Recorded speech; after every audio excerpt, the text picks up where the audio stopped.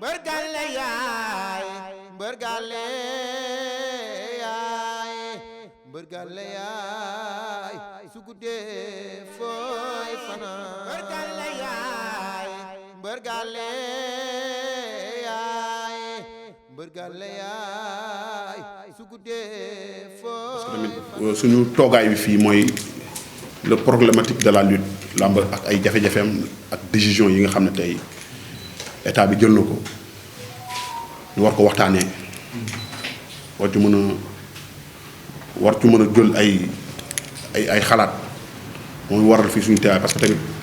nouvelle bi ñu dégg amul ku mu laalul la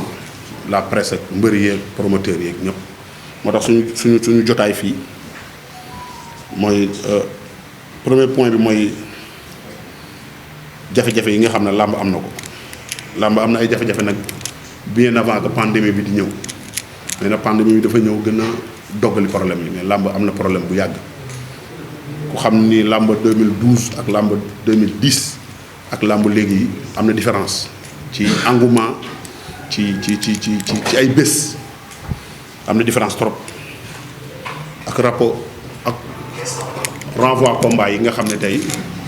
presque am na ci ñoo xam ne semaine moo leen dese woon pour ñu bëre am na ci ñoo xam ne 2 semaines moo leen desoon te am na ci ñoo xam ne presque daaw ci heure bi la seen combat desoon une semaine ñu reporté ko mu ñëwaat 1 an de cela mu jékki-jékki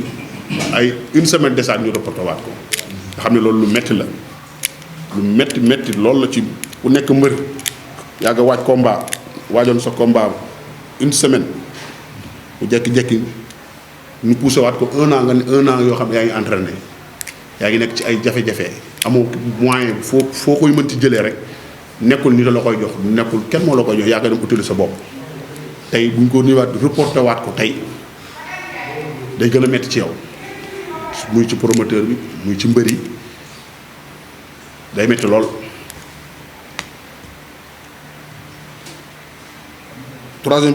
troisième point bi 4e point bi mooy làmb cooli lu muy bari yëpp mooy il faut que tey ñi nga xam dañ ko ŋànk ñi nga xam ne tey ñoo ŋànk làmb il faut que ñu toog autour d'une table parce que làmb am na ay problème porte problème yi ala kulli xaal il faut que tey ñu toog état du Sénégal les promoteurs les lutteurs les ménagères les communicateurs traditionnels les amateurs il faut que tey état bi def benn concertation woo képp ku nekk parce que làmb moom lu coow lu muy bari yëpp làmb du benn nit moo koy doxal làmb c'est toute une corporation làmb ñi ciy bénéficier wu ñi ci nekk seen gagne-pain dafa bari kon il faut que état bi jël journée boo xam ne jagleel ko les assises de la lutte pour que ñu toog xool làmb yan problème la am parce que làmb problème bi pandémie bi fekk na làmb am ay problème pandémie bi bien avant que muy ñëw ci àddina bi fekk na làmb melul woon kon na meloon làmb 2010 làmb 2012 làmb 2011 ak engouement mi ñu fi am nga xam ne promoteur dañ doon jël ay date bay jël les vendredis et les mercredis c'est différent am na différent kon loolu il faut que tey bu yi weesoo il faut que tey ñu toog autour d'une table métti na trop tey moo tax loolu nag moo waraloon tey suñu jotaay bii jotaay la boo xam ne dañ ko waajuñu ko ba nga xam ne tamit ñëwee naa fi ñaari casquette ñëwee naa fi un lutteur bu jot avance comme tous les lutteurs boo xam ne sax amaguma date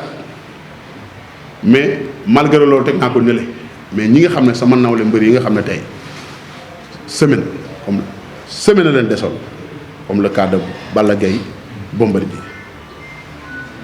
dama leen ñeewantal bu ma yëgee nouvelle bi nii dama tiit parce que dama ko xool ci sama bopp malgré que nag comprendre nañ situation dëkk bi comprendre nañ feebar bi jéggi na dayoo dañ doon wax rek ci xale la ci mag lay yem mi ngi faagaagal xale yi bërki démb dama dem hôpitalu Pikine bii rek mais la ma fa gis maare day tàlli accepté nañu santé amul prix mais nag il faut que yu mel nii nag bu amee ñun dañuy teel a bëgg am information parce que tamit ku newul méttiwul rek dafa laa dalul parce que nag boo xoolee dans les autres pays coow li lu muy bari yëpp mooy état yi ñu ngi accompagner sport yi fa nekk kenn tëjul mais pourquoi yii bu amee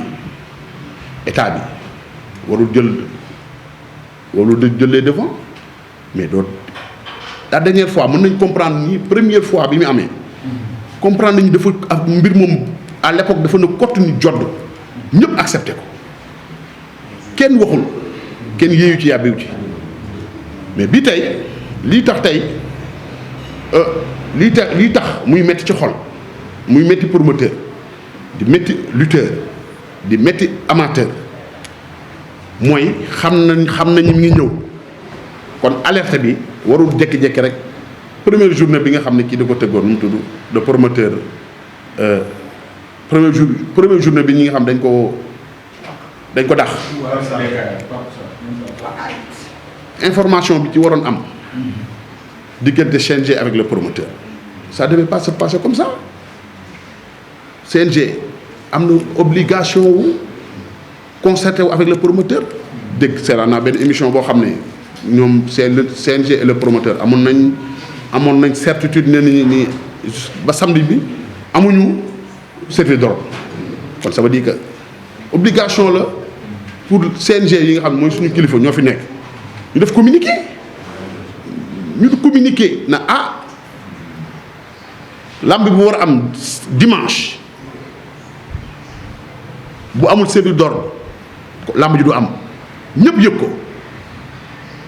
informé ko le promoteur bi informé ko mbër bi mais parce que nag coow li muy bari yëpp muy am na mbër yoo xam ne ñëw nañu bay saat am na mbër yoo xam ne financé nañ seen xaalis yëguñu te loolu tey buñ ko alerté woon du métti lii tamit xew dañ koy jël avec philosophie di masawu suñu ay mbokku mbër di masawu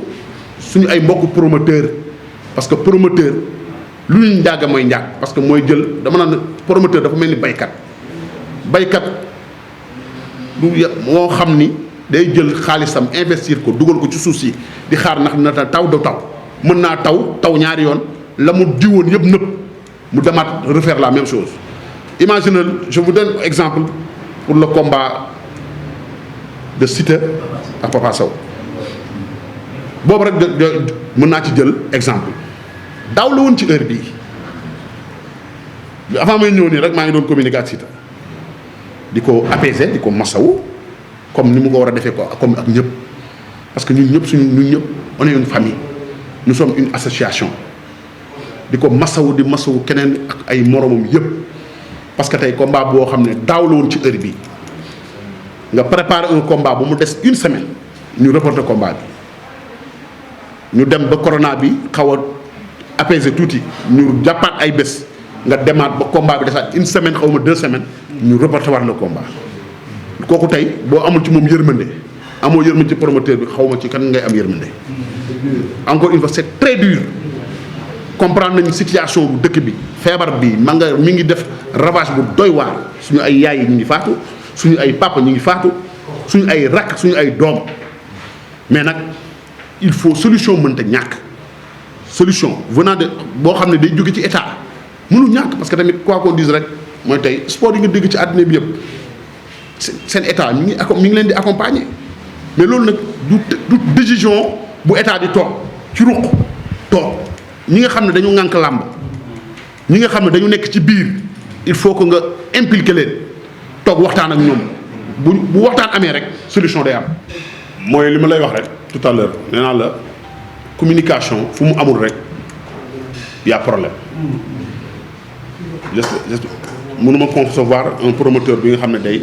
remplir na. droit am yëpp. bañ na samedi amul service d'ordre bu amul làmb du am et yow waruloo communiquer peut-être parce que nag Sénégalais dañoo am habitude du ñu jël seen ay responsabilités wala du ñu bëgg ku leen pointer du doigt. or que c'est faux. nit xew-xew bu amee noonu def ñu mën a pointer du doigt à quelqu'un mënul nekk mënul ñàkk CNG dañ leen fi teg état bi leen fi teg mais yooyu bu amee il faut communication ñoom ñoo gën a xam ni tey bu service d'ordre amul y a problème ca kaw la ñu communiquer def communication boobu ñu war a def day setal seen der léeg-léeg day tax ñu am liberté na làmb ji war a am dimanche service d'ordre amul demandé nañ ko demande parce que lii lañ doon préparé dañ doon anticiper moo tax lii am mais loolu tey pour ñu setal seen der dañ taxaw ni ñun suñu ay les autorités yi nga xam ñu ngi ci kaw nee nañu du ñu jox sécurité kon ça veut dire que bëgguñu làmb am lu bu ko defee loolu dañuy setal seen der mais buñ toogee mbër yi dépensé li ñuy dépensé benn mbër xamul liy xew loolu y a problème loolu manque de respect la loolu manque de considération la te tamit nous lutteurs quoi qu'on dise bi pandémie bi amee ba léegi ñu ngi joué suñu partition Sénégal nag dafa am lu mu saxoo depuis certain temps loolu la ñu gis te noonu yàlla xam ne yàlla dafa am lu mu ñu mooñee malgré que ay hommes forts lañu waaye nag wax dëgg yàlla am na ci yoo xam ne yàgg nañ ñu victimiser ci yu bari mais nag wax dëgg yàlla yàgg nañu sédd ci yu bari bi pandémie bi amee ba léegi waaye wax dëgg yàlla kenn mësuñu dëgg rek lañ ci am waaye duñu ci gis. Sénégal nag depuis certain temps dañu gis de violence de gauche à droite te pour sax nit ñi dégg la sax il faut que violente et c'est pas bien Sénégal baaxul loolu ñun xamuñu loolu ñun suñu violence ci làmb ji la yem. nous les lutteurs suñu violence mbër yi ci làmb ji la yem ca géew ga bu jeexee jeex na mais depuis pandémie bi amee ba léegi amul lu ñu traité wul te ñu ngi joué suñu partition en tant que des leaders d'opinion en tant que des responsables en tant que ay nit yoo xam ne li ñu am ci àddina fii lañ ko amee te fii lañ ko delloo. Vous avez été les premiers à alerter. à alerter ci communication ci am suñu ñaq collecté suñu ay fonds propres yoo xam ne tey jëlewuñ ko fenn ku ci nekk la nga génnee ko teg ko ñu dem jàppale ko état.